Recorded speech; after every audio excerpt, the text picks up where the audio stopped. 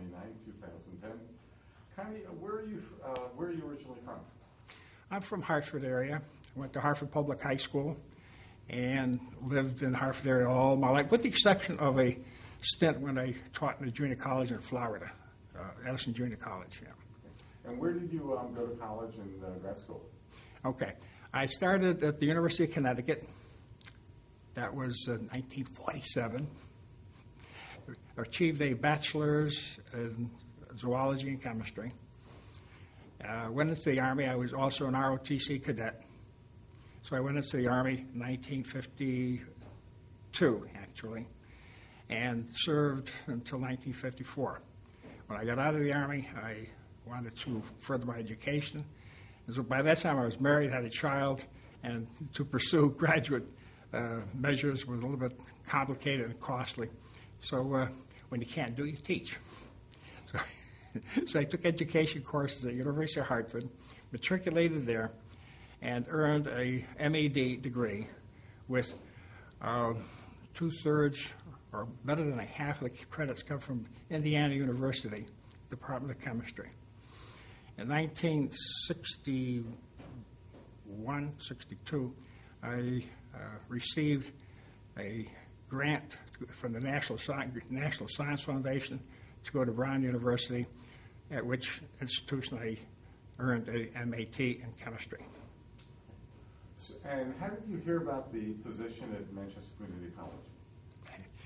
Not liking Florida, 1962, wife and I and the family returned to our native roots, Connecticut, and I taught Manchester High School. And at that time, the college was in its embryo state, and that there was talk about it and so forth, and that was about it. But I was warned, don't go near it, stay away, because it's not well thought of in town, and I did. I mean, it was I won't say it was a frightening experience, but at the same time, it was the kind of thing you want to be aware of. And being new in town, that was it. Yeah. But obviously, you didn't stay away. I would have liked to have taught more. Having taught at a junior college, I would have liked to have acceded to that position, but I did not. So I stayed at Manchester for 2 more years, at which time I taught, a part-time course in the sciences through, and Bob Fenn was my mentor and guide. Yeah. So you went from Manchester High School and an adjunct at the college Correct. to a full-time appointment here at the school? Correct, yeah. That was 1966. I was a full-time professor. Back in the mid-'60s, did you have to be interviewed by a search committee? No. It was interesting the way things developed. At that time, the college just exploded with respect to students and so forth. So they had to open up new sections. And Bob Fenton was aware of my background and so forth, and he approached me as I was finishing up the class. He says, how would you like to teach a course? I says, yeah, sure, I'd love to.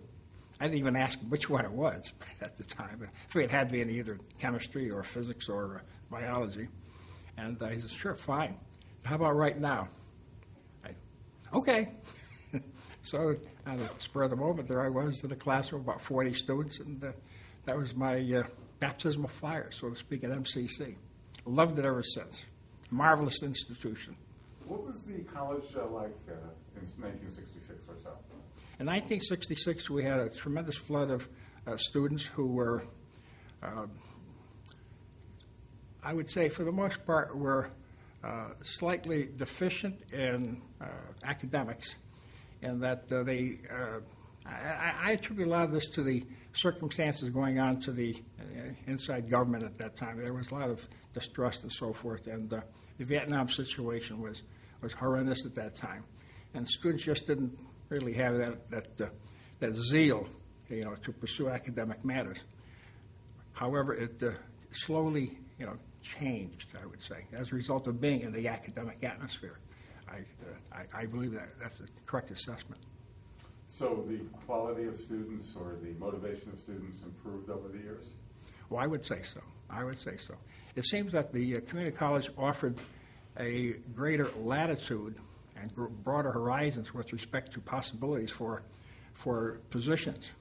In other words, many students are not equipped or have the capability or whatever to go into, shall we say, a baccalaureate, where there is a void, shall we say, in between.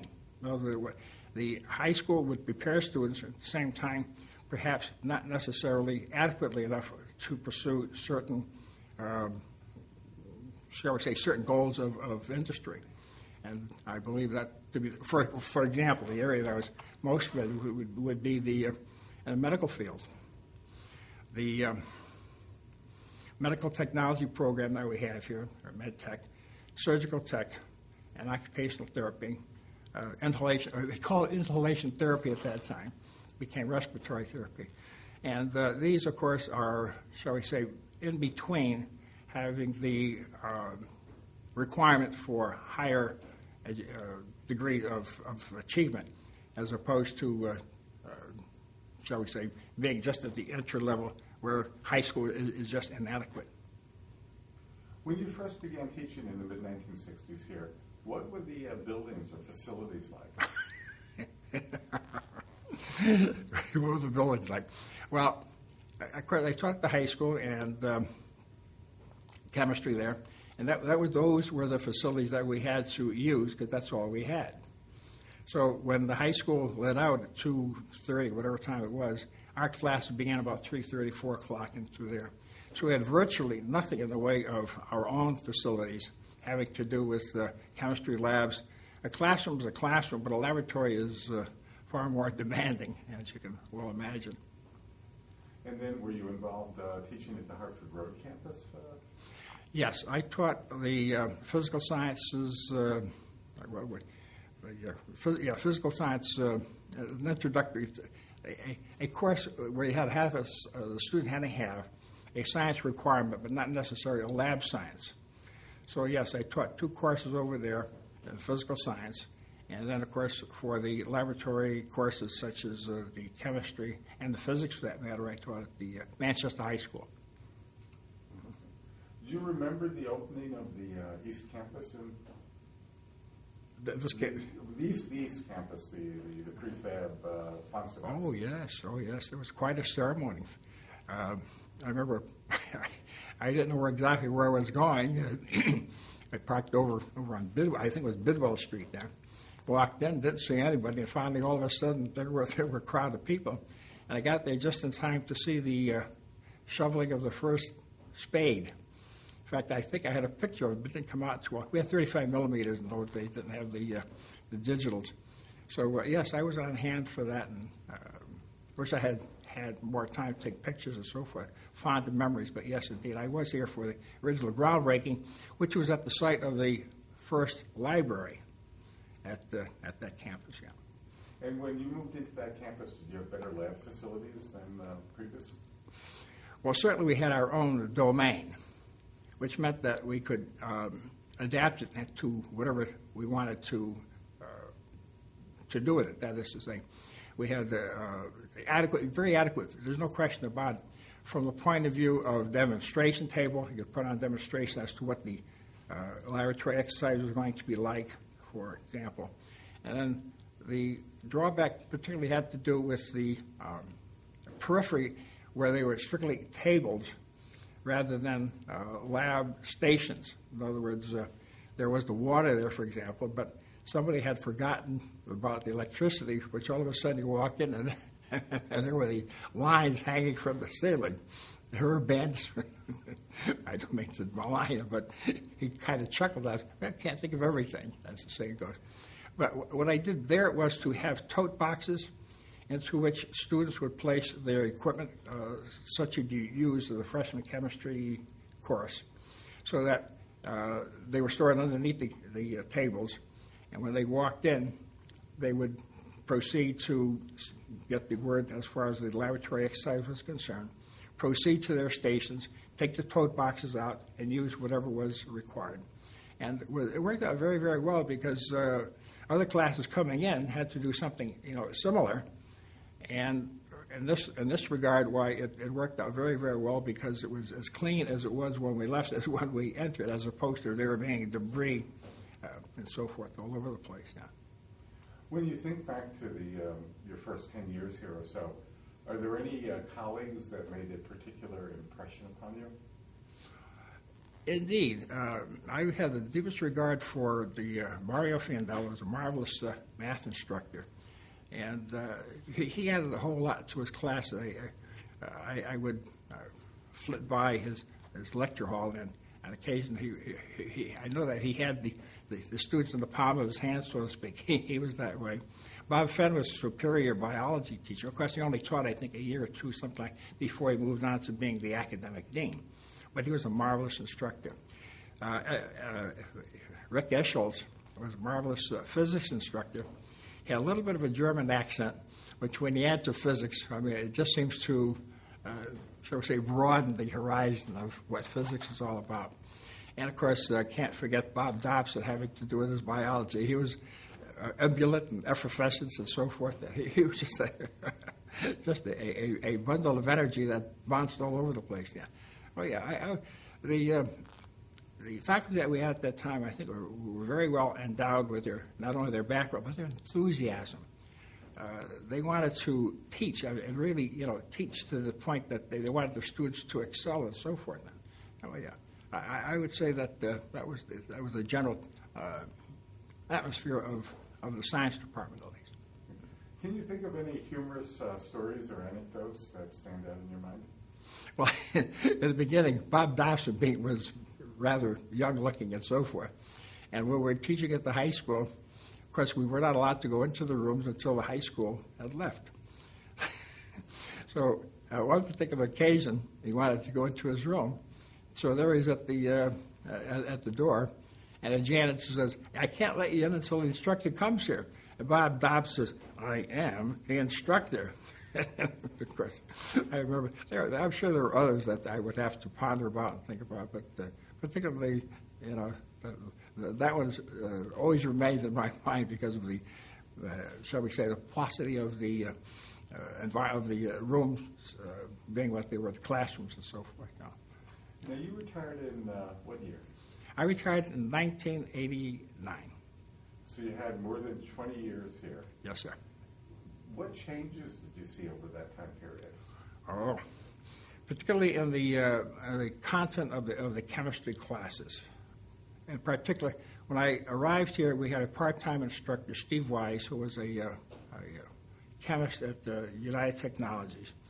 And he taught from a book from Cornell, Cianco and Plain, which was quite adequate. But the content of the course changed from more, shall we say, descriptive chemistry to more physical chemistry. Descriptive chemistry being, of course, well, today we'll talk about the copper family or the sodium family, something of that nature. There was nothing in the way of even an introductory to organic chemistry. However, being at that academic year institute I had at Brown, the emphasis certainly was far more toward physical chemistry. A whole lot of physics entered into the curriculum. And the book that we were using at that time just was inadequate. So I changed that after, I think, a year or something like that, and pursued that. So that the course content became, again, with the introduction of such areas as thermodynamics, electrochemistry, rates of reaction, and, of course, the organic chemistry. And it was far more interesting because it explained who, why, what, and where, why, that kind of thing, which basically makes a course that more meaningful. And I would say that was the biggest, shall we say, what's the word I want here? Having biggest advancement, so to speak. In other words, we were up to date. For that matter, a book salesman came by with a brand new chemistry book, Brown and LeMay. And she showed me the galleys. She didn't even have, shall we say, completed text. But I was impressed with it because it followed very much the course at UConn, which was physical chemistry oriented. But the Masterson book that was at UConn was a little difficult for students to read and didn't go enough depth in certain areas. I particularly liked this textbook because it followed the same schematic, the same scheme as did the UConn book, but in greater detail, and it was far easier to read. And I adopted it right away. Come to find out, we were one of the first schools in the nation to adopt that book, and it's now in its 9th or 10th edition. Oh, yeah, it became very... In fact, it was the number one text a few years ago. I can't speak as today, but it was an excellent choice because students really related to it. So there was significant change in the course content and the way you taught chemistry. Absolutely. Were there also changes taking place within the college as a whole during those 23 years? Changes within the college. I would say, yes, we certainly broadened our horizons, offering more courses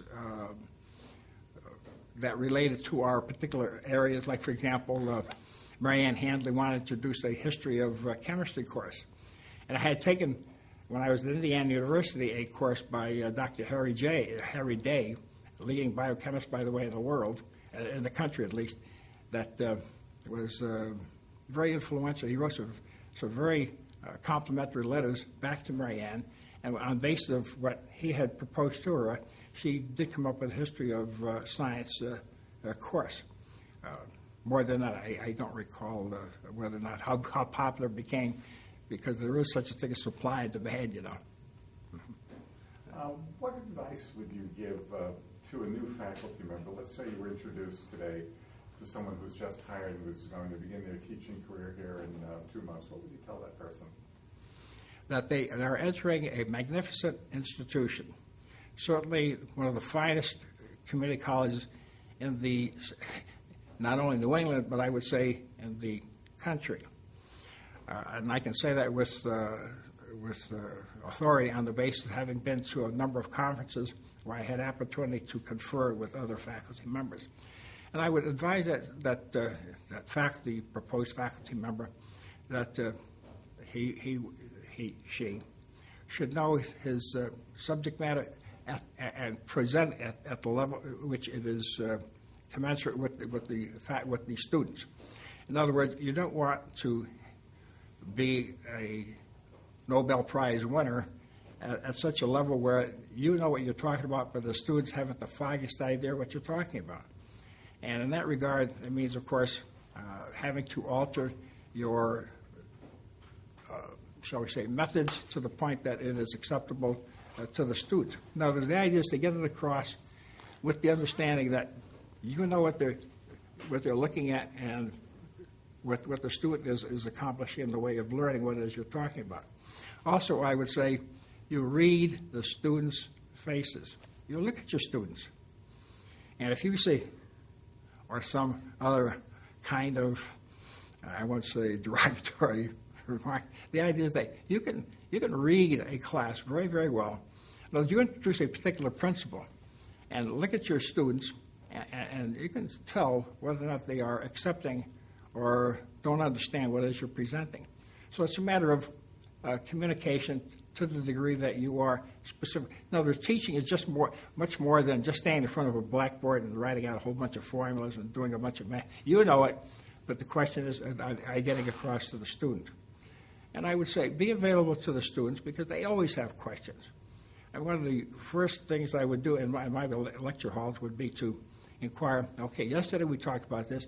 Do you have any questions about it? Is there any areas, any foggy areas that you'd like to have explained in greater detail and so forth?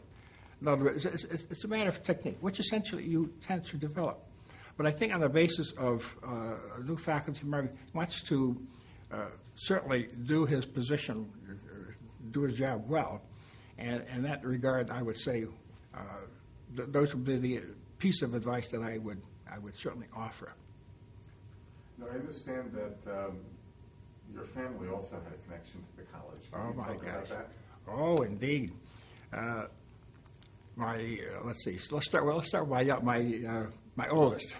My daughter Jacqueline wanted to be a nurse, and went to the University of Connecticut for a while, but she found out nursing was not for her.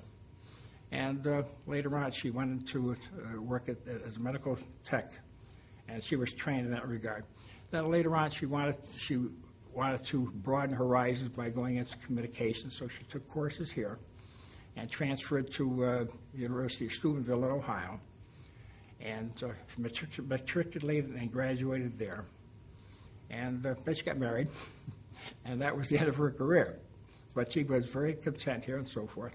Richard, my oldest son, spent 2 years here, did very, very well, and was accepted to McGill University up in Montreal, Canada. Though he took 60 credits here, which were totally transferable to McGill, and he excelled there. He was a faculty scholar. Then they don't use designation, in other words, dean's list and things like that. Up there, it's a faculty scholar.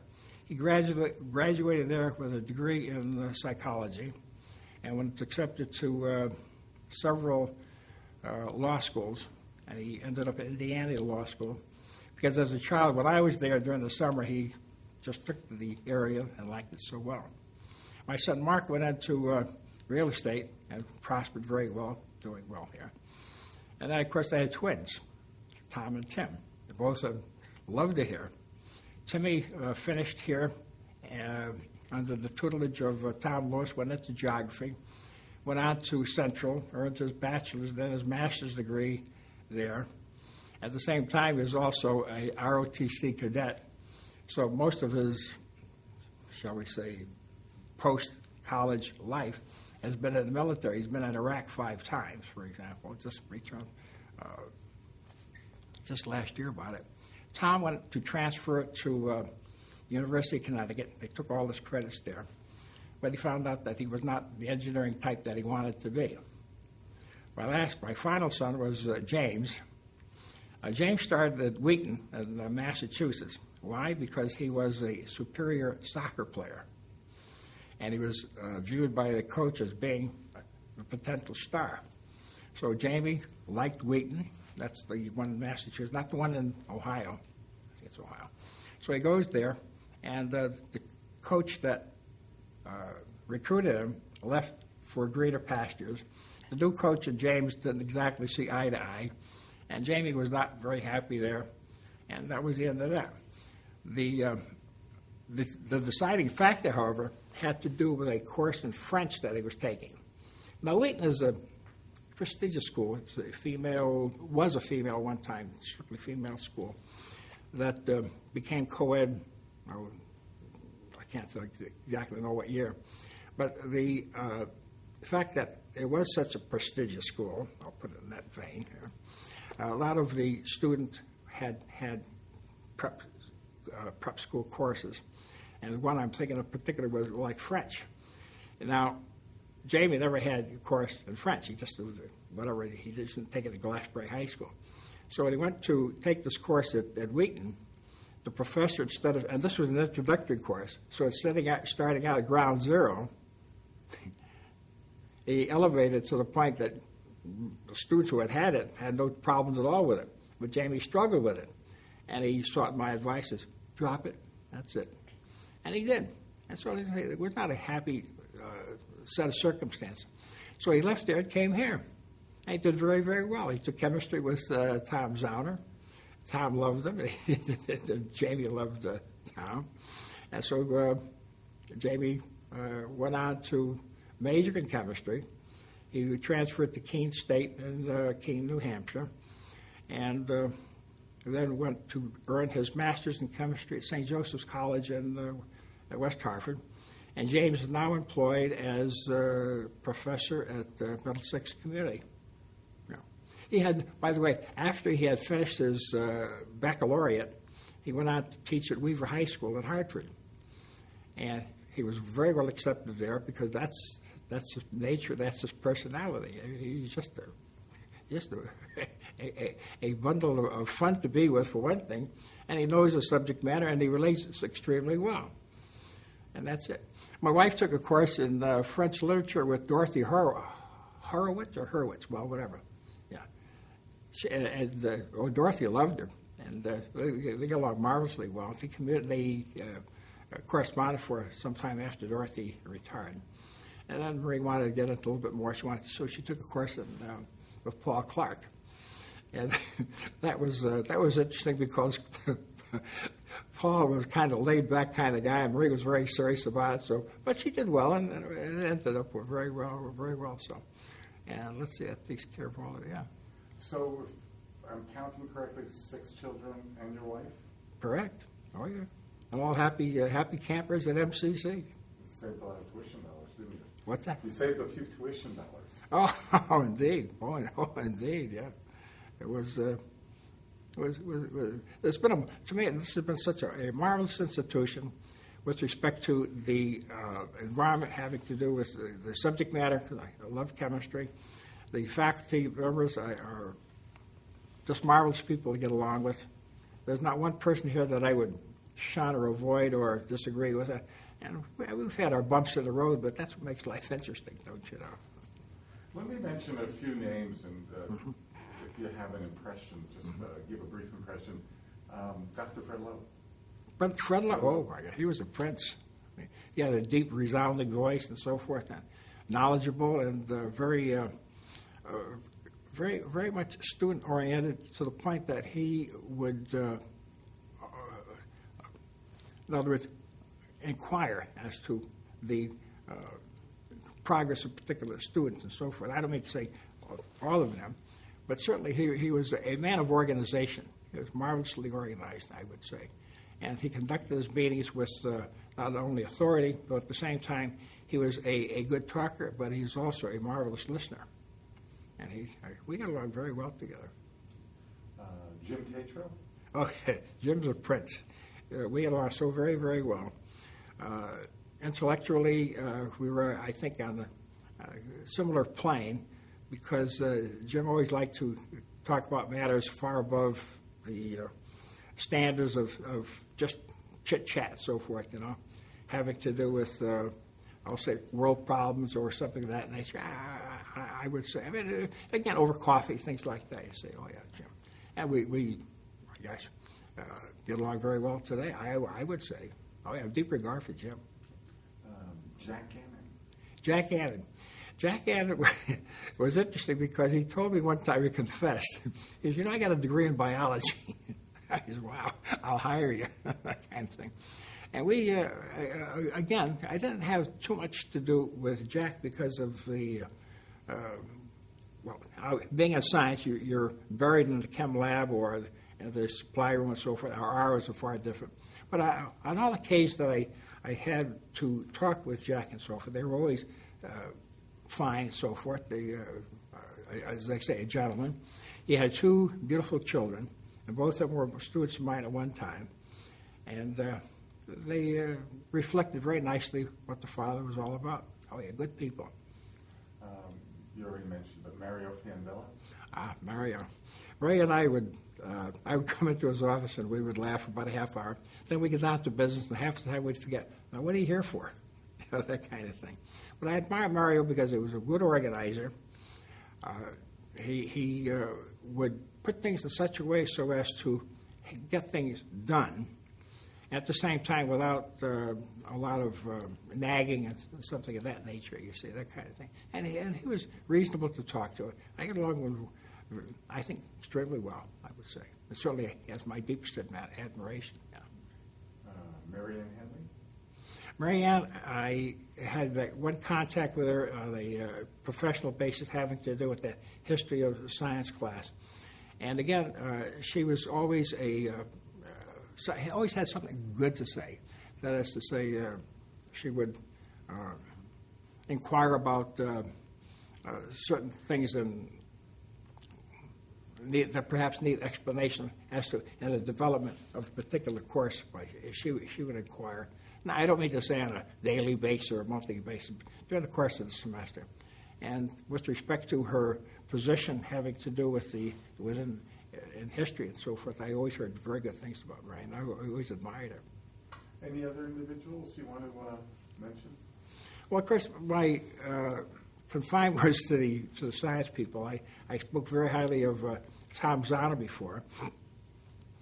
Tom was always the type of fellow that you could rationalize with, talk with, and so forth, and having to do with particular phase, how to teach a particular course, and so forth. Now, he and I differed with respect to how to approach a class. He liked the overhead projector. I liked to look at the faces, you see, that kind of thing. And we would, bounce that back and forth, having to do with, technique and so forth. But as far as his reputation is concerned, it's impeccable. That is to say, he was a marvelous instructor. Rick Hescholtz was a physics, but he was a man for all seasons. I mean, he taught astronomy, he taught physics, he taught math, he taught geology, and so forth. And he was, like I said, as far as I'm concerned, the science department was very well equipped mentally and capability-wise, so forth. I would say. I don't mean to shun or eliminate people. I mean, omit certain individuals, but in addition to that was Mary Ann Bianchi. Mary Ann was a marvelous instructor, and so forth, and she was very forthright with. No, she had a thought in her mind that she thought that was Mary Ann. I mean, there's no question about that. So that I think, all in all, we were, I would say, a good collective group. No, there was never disharmony or disgruntlement or anything like that. I mean, we had, like I said before, bumps in the road that were easily overcome because of I would think because of our personalities, plus the fact, the goal, what's best for the student, that kind of thing. And to me, that's one of the major inclinations of students to come here. There is always that feeling on the part of the faculty, we want to make this place. We want to see students come here because they want to come here, not because they can't get in anywhere else. That kind of thing. It's always been that way. We've covered a lot of ground in the last half hour.